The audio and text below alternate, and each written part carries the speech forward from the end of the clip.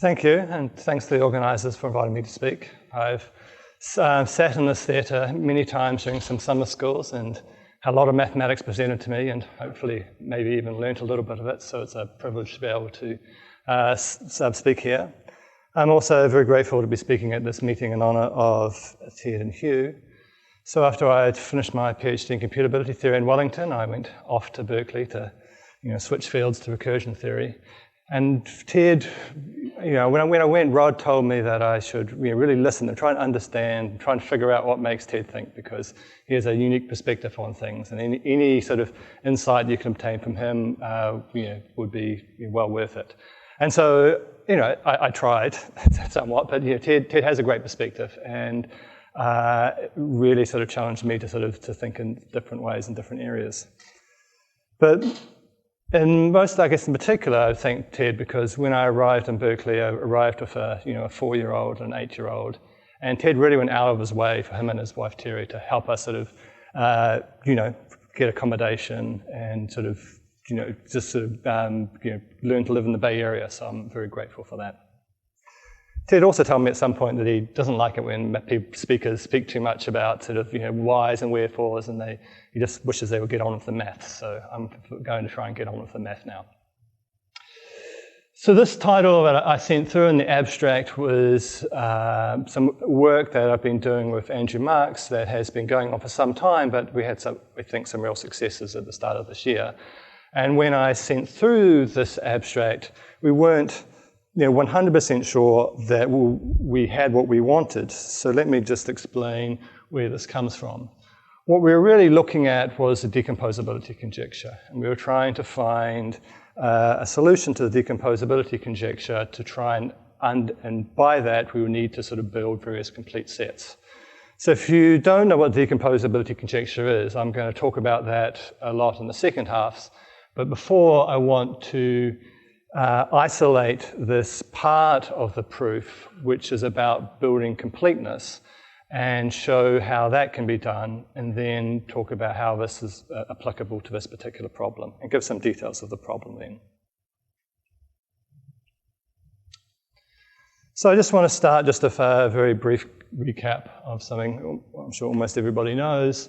Look at the Borel hierarchy working in some polar space with some Borel subset. The important things to note about the Borel classes, and we're only going to be looking at the finite levels in this talk, is that these classes are closed under continuous preimages. If you have a set at a certain level, if you have a continuous function and you pull back that set along the continuous function, you're going to give an upper bound for the set, which is the preimage of that set. This is just because the preimage of open sets is open, and all the operations for generating the Borel sets flow through.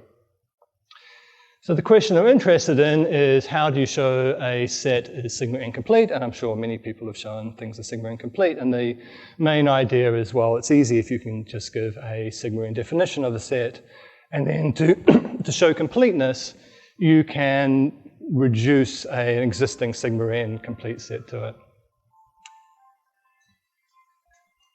The reason you need to show completeness is because if a set is sigma n and not pi n, then it must be complete by the wage game. So just to have a start, let's have a look at some complete sets. Let's look at, it's called gamma 1, look at the set of x such that there exists some n such that x of n equals 1. This is a complete open set. And once I've got a complete open set, I can inductively iterate this by taking gamma I plus 1 to be the set of x, such that I look at each column of x. It's not in the set at the previous level of this hierarchy. It's easy just by, if you're writing down a definition of these sets, to show that they are at the sigma 0I, for example, for gamma 3, x is in gamma 3 if there exists some column such that for all subcolumns there exists a k in that column which is equal to 1. These sets are also really nice to show that they're complete, because if I just take some complete subset of Cantor space, or I could take any sigma 03 subset of Cantor space, I can write it as a union of intersection of the unions of Clopin sets. And then I can just build a reduction very simply by just saying h of x of ijk maps to 1 if my x is inside this clopin set and outside otherwise. So why is these sets very nice? Well, every sort of bit in a reel really can be codes independently membership of an underlying set. So you don't have to do any work. You've got no conflicting priorities, no requirements that interact with each other. You just write down the definition and everything flows out nicely. So why, yeah, so that's, what about sets which aren't as nice as this? Let's come back. So I'm going to focus on the sigma 03, pi 3 issue to start with. And the reason being is that it's the first, I think, things start becoming representative. This is because, a singleton in the reals is a complete closed set, and you've got complete sigma 02 sets, which are just countable, for example. So it's not to the sigma 3 set where you actually have uncountability on both sides. And a lot of proofs of completeness for the other sets can exploit this. So for example, building a sigma 02 complete set, you often fix some sort of countable dense set and then you force offside that set to obtain some property that you want. But in this particular case, you can't use those sort of tricks. And we want to have a sort of an approach which is going to generalize. And so the idea that we want to look at is producing some orthogonal forcings. So we're going to construct a function from Cantor space to x, and we're going to use forcing with a countable collection of closed sets and also Cohen forcing. And we're going to use the Cohen forcing to ensure things go into x, and we're going to use the closed set forcing to ensure things don't go into x. All right. So just introduce a little bit of notation. So A0 is going to be all the basic open subsets of X. And A1 is going to be a countable collection of closed subsets of X. And I need some basic closure properties. I want it to be closed under finite intersections, and I also want it to be closed under intersections with any basic open set, or the closure of any basic open set. That is, if I've got a closed set, I mean, if you think of it, it might be easy just to think in bare space. I've got some closed set. If I take any initial segment such that an extension of that lies inside that closed set, I can intersect that initial segment with a closed set, and I remain in my set. So order A1 under inclusion. And we've got some notion of forcing inside this partial order. And it could well be that, I guess every generic filter with enough closure conditions, every generic filter is going to uniquely determine an element of X. So this is, I guess this is influenced from recursion theory, but there's a lot of sort of set theoretic language. When I'm talking about something being generic, I'm not meaning generic over some model. I'm really meaning sufficiently generic. I'm meaning that there is some dense set of conditions which makes the, for which this is true. So this notation, just point here, forces A1B. So this comes from, this obviously symbol comes from set theory, but there's no sort of generic element here. What I'm really meaning is that if there is some sufficient level of genericity, there is some sequence of dense subsets inside A1 such that if I have an element which meets that countable dense subset, then it is inside B. So the interesting thing about this collection of generics is that the pi 3. So we've got a collection of closed sets, and so a dense subset inside this collection of closed sets is going to be a union of closed sets. And so if you meet all of these countable collection, you're going to meet an intersection of a union. So you're going to meet a pi 3 set. So this is good because we're trying to achieve a pi 3 sigma 3 completeness.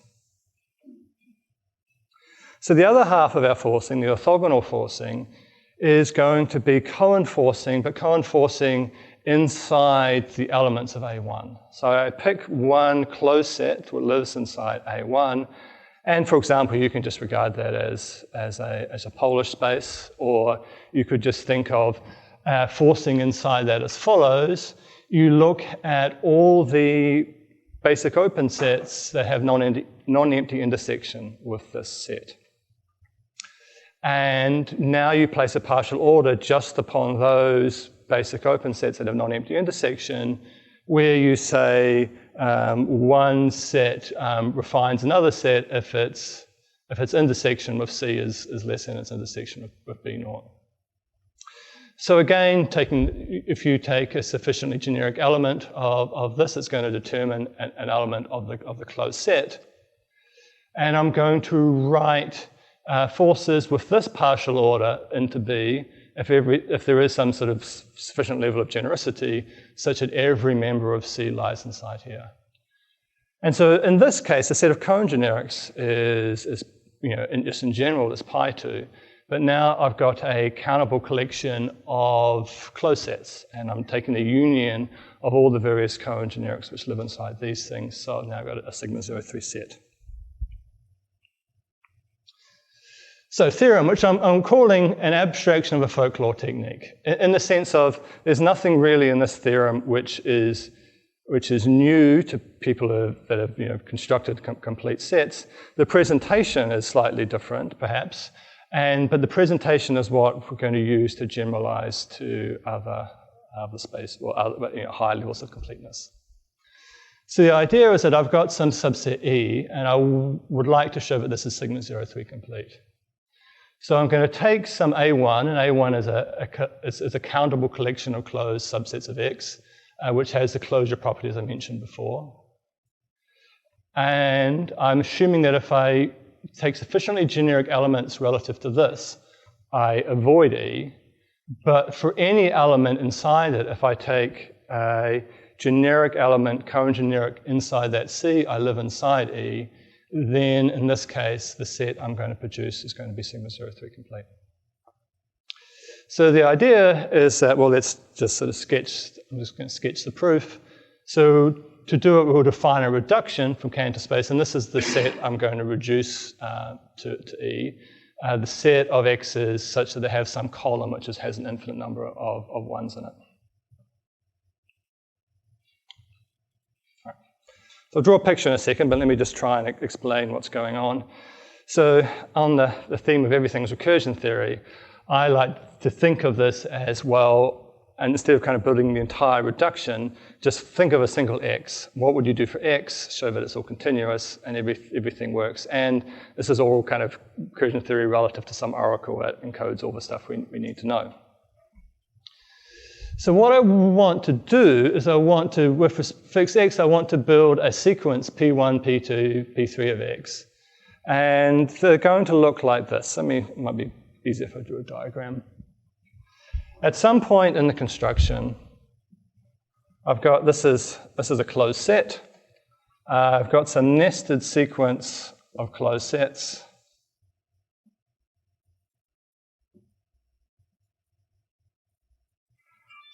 And I have some element inside here. And this is what, at this stage of a construction, I believe I'm sending X to. So all this is saying is I've got some nested series of closed sets and some particular basic open set, which is where I'm mapping things to. So one of two things can happen.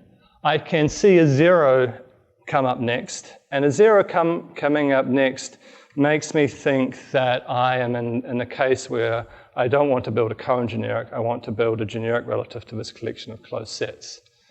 So if I see this case, all I do is I find a closed set, which is a next sort of dense closed set with respect to the closed set forcing, and I just extend this to be inside some C4. However, on the other hand, I could see a 1 occur, and if I see a 1 occur, I will be thinking, well, that means I want to do build a cone generic inside some level. So see, maybe I see a 1 occur in the first, not the 0th, but the first column. What I do is I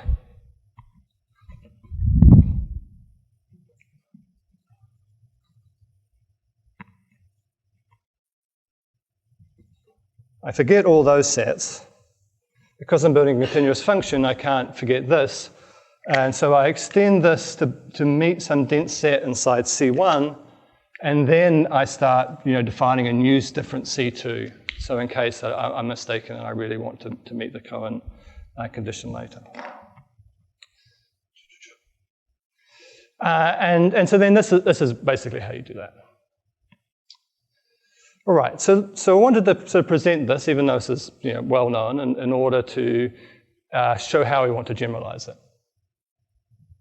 So now let's think of a higher level n. And I want to show, but still finite, I want to show that E is sigma 0 n hard. Well, this is true if and only if, so there's a couple of conditions here, which I'll talk about in a second. Densely closed and suitable sequence, A0 up to AN. But this should look familiar. At the higher level, we force outside of E. And at the slightly lower level, but relative to each set inside the higher level, we force into E. So a suitable sequence, let me just define that, means that you start with all the basic open sets, but in general you have a countable collection of pi0 I sets, and they're closed under finite intersection of itself and appropriate lower AJs. It's much nicer to do it just in bare space when this becomes just basic Clopin sets, but you've got a little bit of work just if you want to do it more generally. The other property is we want the higher level sets to be expressible in the lower level sets. So for example, a set at this level is going to be the intersection of the union of the intersection, and we want those things to be living down beneath it, so that this is really a family of, sometimes called a family of Borel sets.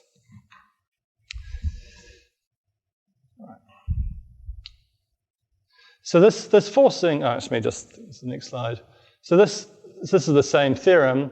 So this thing here means that any sufficiently generic element contained by forcing inside this collection of pi0 n minus 2 sets avoids X. But if I fix one of these pi0 n minus 2 sets, and I look at forcing with pi0 n minus 3 sets and look at their intersections, then I get inside E. So I avoid mentioning what densely closed is. The reason I'm avoiding densely closed is that I want to sort of sketch the proof and show where it fails, and then show why I need this densely closed. All right. So just recall this was an if and only if theorem. This is, it's a characterization. And the easy direction to show that any sigma 0 n has these collection of sets which has this property, you just show that gamma n, which we've defined earlier, has these properties. And then you just take a reduction of gamma n, and you can do this in such a way that the reduction is injective. Then you've got an injective continuous map from Cantor space to X, so you can push forward all the various sets that witness these properties for gamma n and show that these have it for E as well. So, but the interesting direction, how do you do that? Okay, so what we want to do is basically do exactly the same construction as the sigma 3 level, but on top of a true stages argument. So Noam talked about true stages earlier in the week, and in the context of recursion theory and developing objects which are subsets of the natural numbers. What we use is the fact that all the things that you can do with true stages are all highly uniform and continuous. So if you have an argument relative to some x, then that argument can be, instead of just producing a sort of computable object relative from that x, you can uplift that to make a continuous function, such that from every x in some space you're producing some object. So in this case, we're going to build the continuous map which witnesses completeness using the true stages argument. Right. So this is the condition. So assume we have, and I want to look at the case n equals 5. So n equals 5 is really where all the complexity appears. Most of it appears at n equals 4, but n equals 5 gives you a little bit more. So in this case, you have a collection of closed sets, pi1, pi2, pi3, and the pi3 sets take you outside of E, and the pi2 sets, pi3 sets, relative to the pi3 sets, the pi2 sets take you inside of E. All right.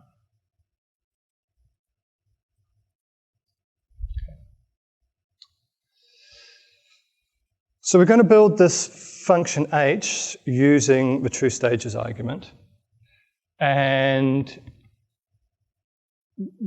we're going to show that the preimage of E is some fixed sigma 5 set, which we know is complete.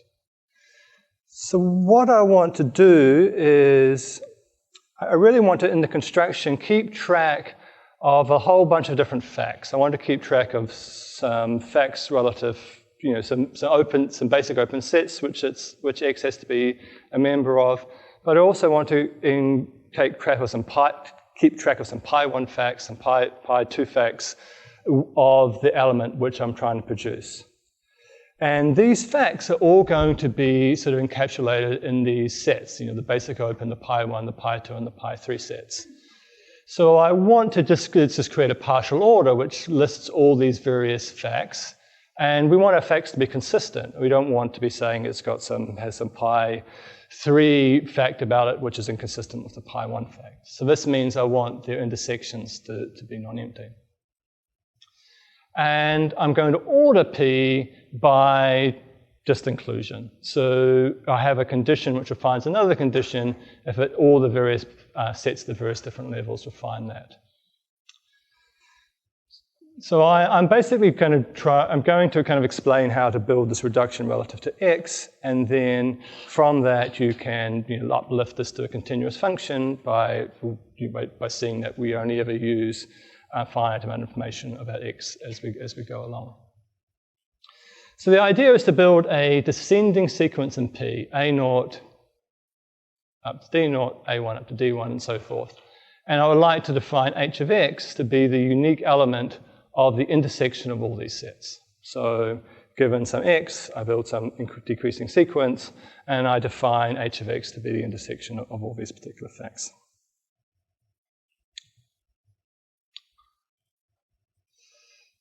So maybe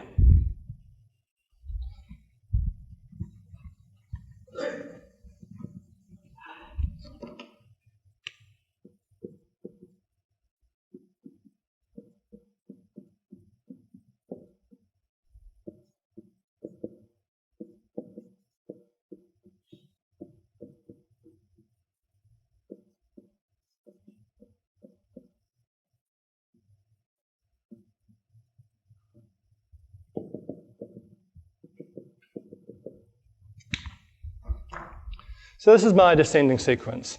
If I look at this last column, and I sort of ignore everything else, I can try and run the sigma 03 case on this last column.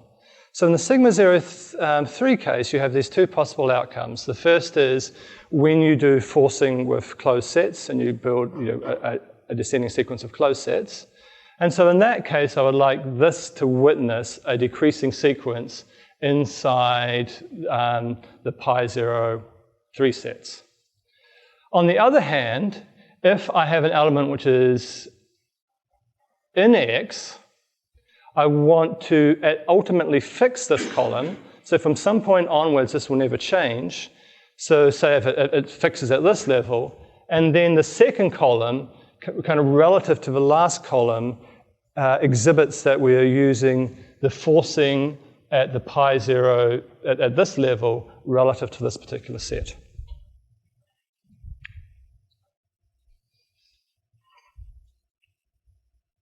Right. So some problems that we have to address. So the first problem, which is the easier problem, is we would like to do this in such a way that when we take the intersection, it's non-empty. There has to be some element which we're mapping to. So one way to state this, it's a more descriptive set theoretic way, is to consider a Choquet game where each player plays elements of P, P0, P1, P2, P3, P4, P5, which is a descending sequence, and 2 wins if the intersection is a singleton. And it's not too difficult to show that 2 has a winning strategy in this game.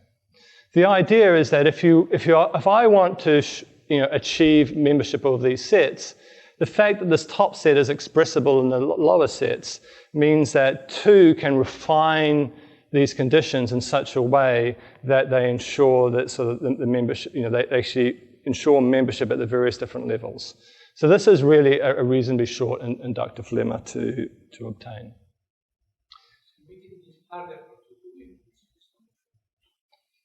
Sorry?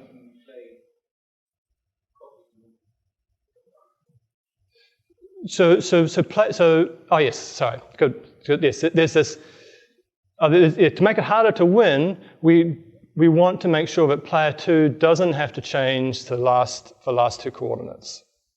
So player 2 doesn't copy, it copies the move of player 1 in the last two parts. And the reason that we need this is because during this construction, at some point, we may want to fix this last column. And from then onwards, so the idea is that the things we're doing here in the overall construction represent player 1, and then behind the scenes, player 2 is just refining things to make sure that we have a non-empty intersection. But when player 2 refines things, sometimes we want to make sure that this set doesn't change from that. So this is why this condition helps us.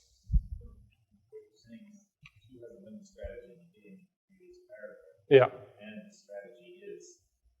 No. The strategy, it has a winning strategy, and furthermore, it doesn't need to make any changes in the last coordinate for its winning strategy.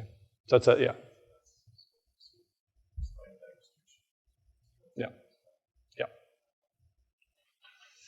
Okay.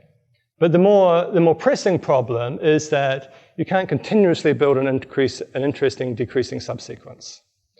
Right? If there's no way that you can really continuously decide interesting pi n facts for n greater than equal to 1 about a real.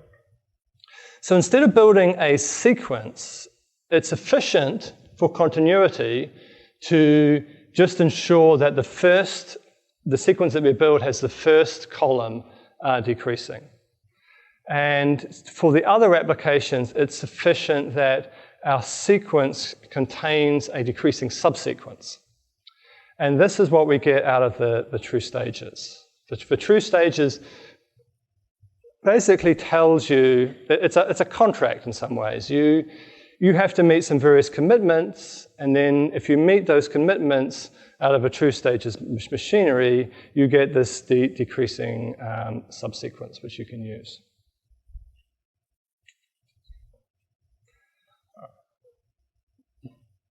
So I said at the bottom here, but essentially the true stages uses, this is familiar for people at Noam's talk, essentially the true stages use approximations to the jumps of X to determine how the elements of the above sequences should work together. So let me just elaborate a little bit on that. So we're going to build the sequence, and so the S this is like stage 0, stage 1, stage 2. For example, at some stage S has an approximation to X jump, X double jump, and X triple jump. And if T is a bigger stage, and T's approximation to X jump agrees with S's approximation to X jump, like it can extend it, for example, then the second coordinate, the B, should be a subset of the BS. If T's approximation to the double jump agrees with S, then so on at the third, and if its approximation to the triple jump agrees, and so on at the fourth. So as obviously you can see, you could generalize this throughout the finite.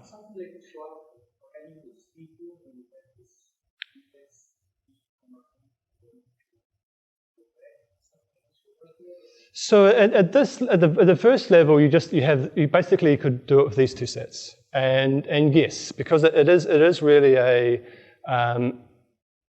it is an approximation argument at that level. So yeah. That's right. Yes. So that's right.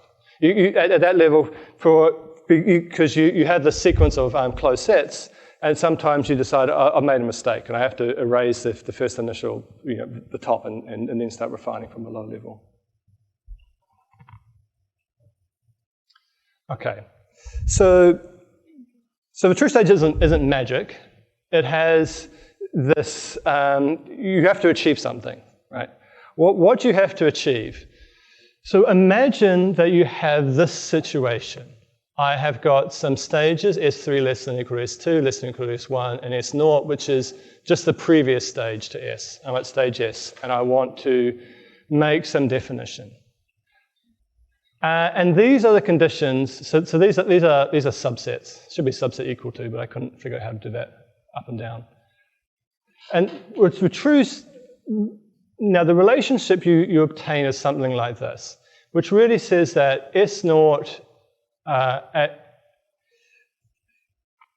so what this is saying is that at stage S and S0 agree on the basic open set facts, S and S1 agree on the pi1 facts, S and S2 agree on the pi2, S and S3, S and S sub 3 agree on the pi3. And so if you write down the conditions and you play a bit with the various things that true stages gives you, you get this following relationship of sets. And your job is to build a new condition, but it must refine this diagonal. But the problem which occurs, and which can occur easily, is that this diagonal is empty. That may be.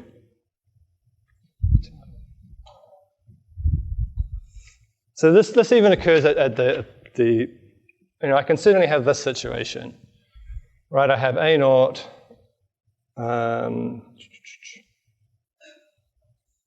some set B0, and some set C0. I don't even need to go to the D level. And then later on, I have some A1 refining this. Then I have some B1 refining this. And then I have some C1 in here. And this only gives me that the A is a subset of the A and the B is a subset of the B. It doesn't give me the C as a subset of the C. But if my sets look like this, for example, then I have no hope of intersecting with C0. So this is where the additional condition, which I mentioned, of this dense subset comes in. The reason is basically, if C0 looks like this, then you shouldn't choose this B0. This B0 is too big. It allows too much, it doesn't. The B0 should be the best pi1 fact relative to this pi2 fact. So in particular, it shouldn't allow you to find a basic open set, in this case A1, that separates the C0 from the B0.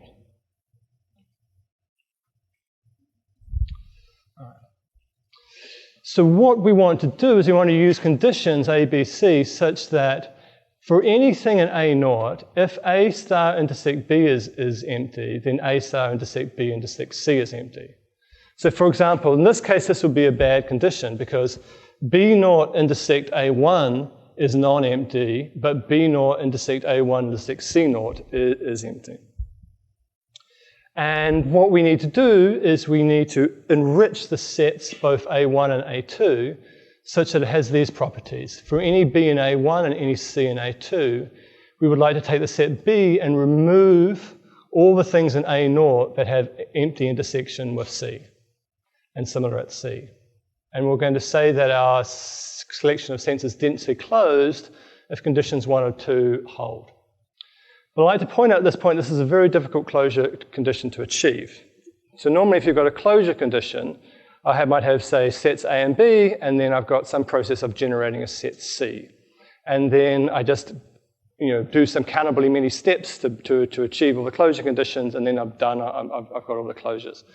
But because this is relative to A0 and relative to A1, every time in particular we change A1, we lose all the progress we've made so far. A1's changed, so why should it be that any of the sets we've attempted to achieve a closure with have still have that property? So there is an example, though, of if you take all the collection of pi 0, 1, pi 0, 2, pi 0, 3 sets, which have light phase delta, which are also light phase delta 1, 1, and by a theorem of Laveau, these sets are light phase pi 0 I at the appropriate level relative to a delta 1, 1 parameter. And in Laveau's proof, what he does is actually, he has an inductive argument. One of the conditions he inducts over is the fact that this closure condition holds. So that's a collection of sets where you can run these arguments. All right, so but we're going to do something slightly different. But now I'm just going to talk about decomposability for a little bit. So let F be a function between polar spaces. We'll write the preimage of sigma 0 m as sigma 0 n. If for any E subset of Y, which is sigma 0 m, if you take the preimage of that set, it is a sigma 0 n subset of X.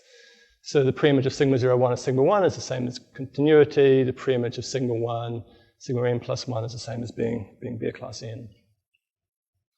So here's the kind of one of the simplest statings of the decomposability conjecture. Let n be greater than m, be greater than 1, then we have the following equivalent. The preimage of every sigma 0 m set is sigma 0 n, and there is a countable partition of X into delta 0 n sets on which F is B class n minus m.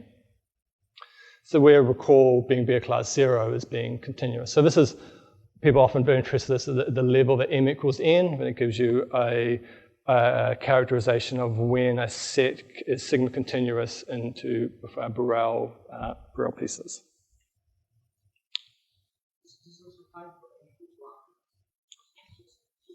Yeah.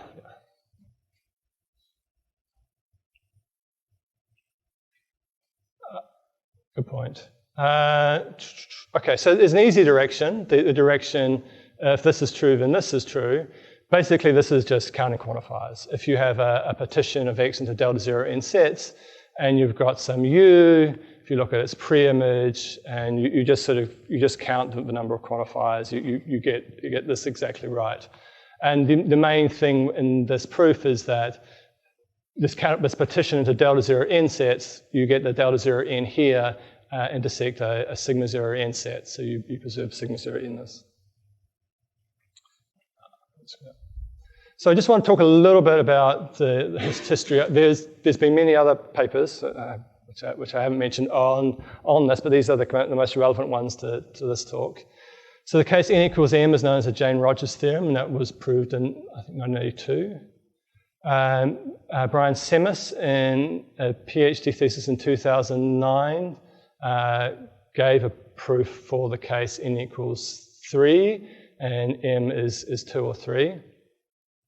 And then Kihara, and afterwards Grigoriadis, Kihara, and Ng, this is like an amazing application of recursion theory and the Slayman-Shaw join theorem. Almost solved the problem, but did that with the 1 to 2 case modulo an additional +1 here. Now it turns out that Semmes' thesis doesn't really cover all the cases that are necessary to prove it, and it's recently Ding, Kihara, Semmes, and Zhao have published a complete proof of m equals 3, m equals 2, 3 for X Polish. Okay, so it's the same theorem. So, but one amazing thing which comes out of this work and is the following of the work of Kihara, Grigoriadis, and others. If you fix n greater than 1, then if the decomposability conjecture is true for this n and m equals 2, then the decomposability conjecture is true for this n and all m. So they really isolated what is the fundamental case that you should be looking at. You should be looking at the case that m equals 2. And the reason being really is because they almost proved it just with the +1 here. And if you can somehow get rid of that +1 somewhere, you can get rid of that +1 everywhere.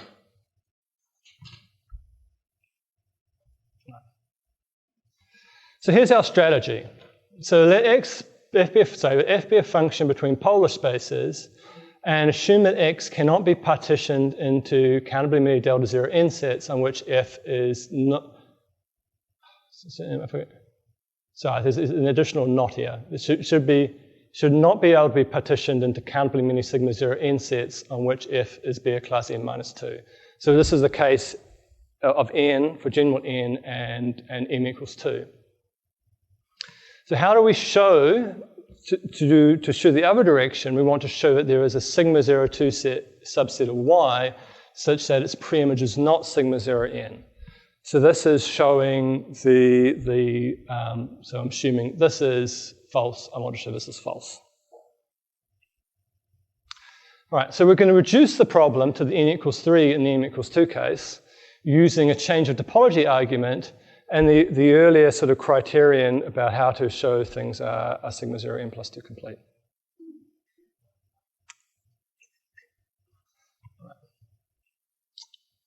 All right, so here's a change of topology lemma. It's long to state. It's easier. It's a shorter proof in the statement. So assume I've got some function, and I'm going to fix the topology, some Polish topology tau. And now I'm going to say if I enrich this topology, and I'm only going to use pi 0 n minus, generated by some countable pi 0 collection of pi 0 n minus 3 subsets. Then there's a partition, if there was a partition of my new space into sigma 0, delta 0, 3 sets rather, in which F is Beer class 1 with respect to a new partition, then the same partition is actually a delta 0 n partition of the first space on which F is Beer class n minus 2. So what is this proof? Am I trying to say if this proof? I'm trying to say that if you change topology in a certain way, if you have a function which fails to be decomposable at the n and m equals 2 level, if you change the topology in a certain way, you must have a function which fails to be decomposable at the n equals 3 and m equals 2 level. So you can preserve this failure of decomposability. And if you have this failure of decomposability, then you can run, like, when we know that the theorem is true at the m equals 3, n equals 2 level, and so you can start running some argument there, and then the idea is to use the criterion to push that argument back up to establish completeness at the higher level. Right. And the proof really is, again, just a counting quantifiers proof. All right. So here's a main kind of sketch of how things are going to go. So I have this function which fails at the n and 2 level. And I have a densely closed suitable sequence. I'm going to explain how to obtain this in a second.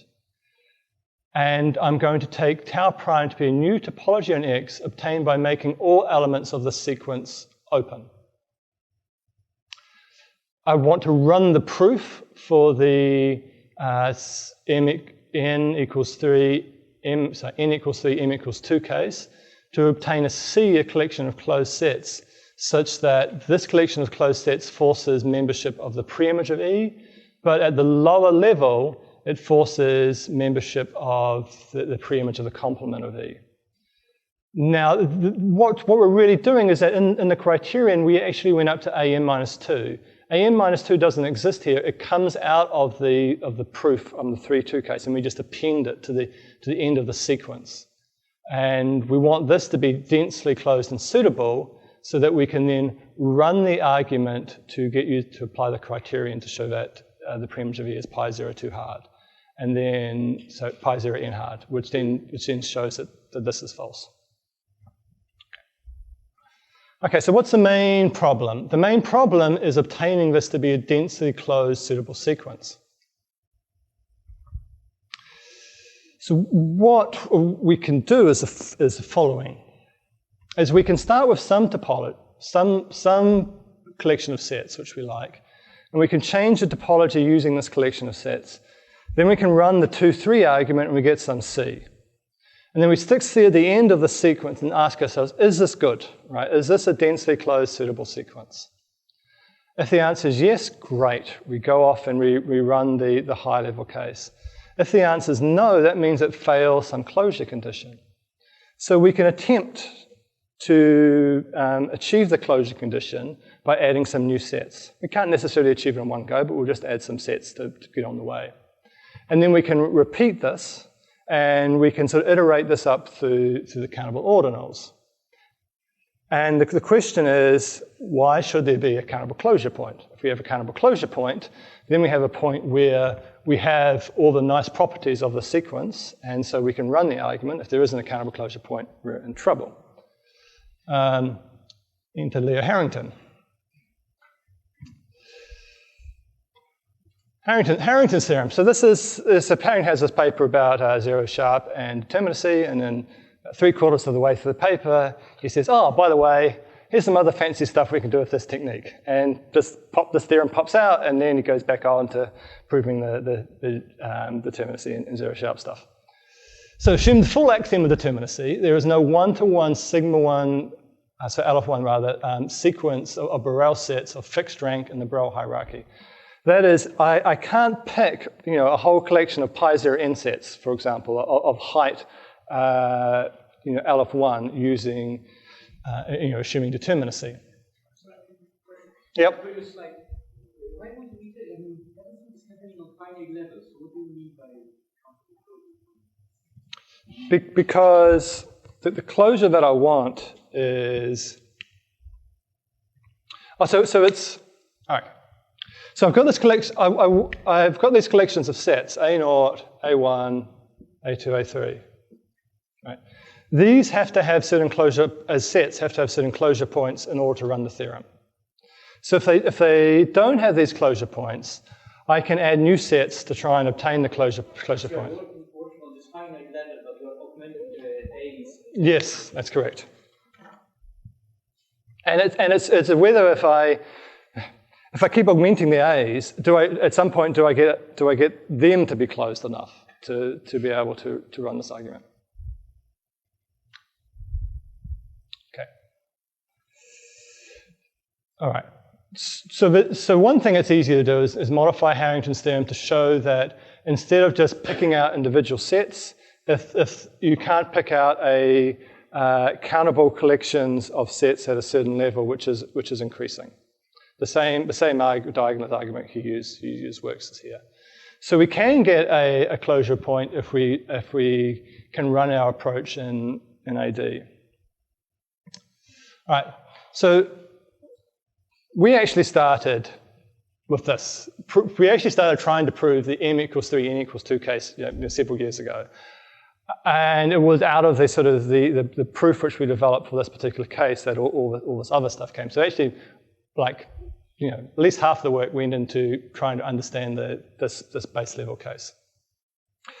What this theorem says is that you can run the 3 and 2 case without choice, and more particularly, you can figure out the obstruction at each level, and you can have a function which tells you, well, this fails, and here is a D subset of Y, which is pi 0, 3 hard, and here is a collection of sets C which witness that. So this kind of comes out of the proof, and that means is that you can really, and you can get rid of these other. It's one of those theorems where you have to argue, well, if this doesn't happen and this doesn't happen, then this happens.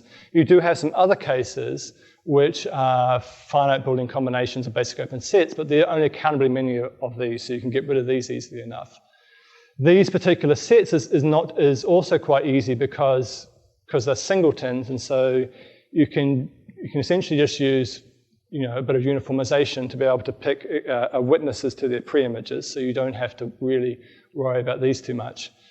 And the upshot is that under AD plus DC, you can show that the decomposability conjecture is true for the n is greater than 2 and m equals 2 case. I don't know whether you can, under this assumption, use the arguments of Kihara to prove the theorem. But it doesn't matter too much because the question is, how much determinacy do you really need from Harrington's theorem? So what is Harrington's theorem? Harrington's theorem does require more than Borel determinacy. Harrington's theorem has two players. Basically, player 1 builds a countable ordinal, player 2 builds a countable ordinal, A player wins if they build a countable ordinal and the opponent builds an ill-founded linear ordering, and then assuming that those two things don't occur, there's some other winning conditions. So immediately by that, you've got some intersection of analytic and co-analytic sets to determine the winning strategy. So that's the other difficult thing is how do you, if you want to look at understand this theorem in second order arithmetic, how do you replace this notion of an LF1 sequence? So what you can do is kind of think about mappings from well orders to sets.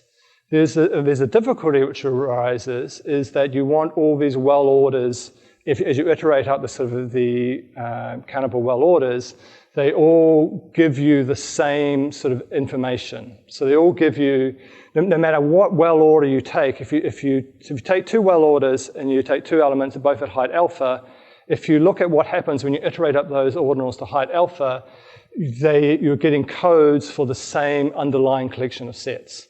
The codes for the sets could be different, so you could have two sets which have different codes, but they have to be given you they have to have the same underlying sets, otherwise you can't run this argument.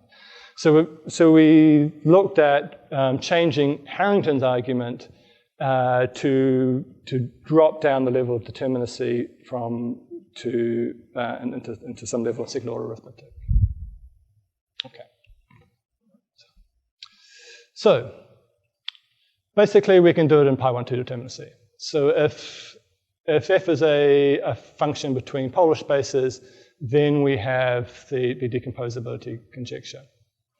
And the proof, and this is really going through the proof of the level 3-2 case, we believe, in fact, that you just need sigma 1, 1, which is the smallest algebra containing the analytic sets, is enough determinacy. We haven't written this up, and the proof kind of juts up against this in multiple places. So we're confident it's true, but it just needs to go through the details.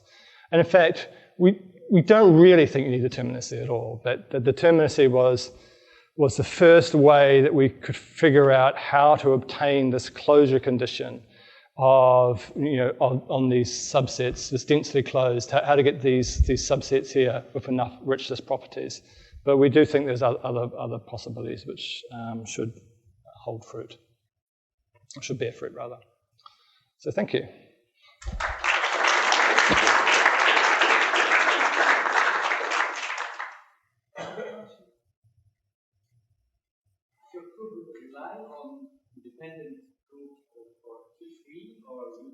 No, we have our own proof of 2-3. Yeah, and I don't know whether one of the things which the difficulty of the original 2-3 proof was that a lot of stuff is being done at once. You're building this reduction, and you don't. So we kind of abstracted the collection of sets that you need in this forcing argument to then show that we can build this collection of sets. In Semis's original argument, he was trying to build this collection of the sets at the same time as he's building the reduction, and the difficulty is for every real is adding various. It was hard to see how to separate everything. So our main first focus was really to write the simplest proof of 3-2 that we could, and then really kind of leverage that for the other stuff. We do use the fact. We don't have a direct proof of, for example, n and n greater than 2. So we are using the Grigoriadis-Kahara and theorem to lift it up to the levels.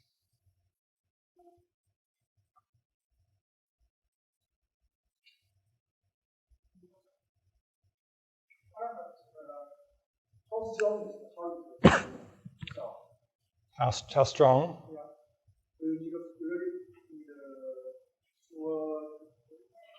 So no, we think that you can reduce the level of determinacy, but so it's the level of determinacy depends upon how complex the coding is of the LF1 sequence of sets. Yeah.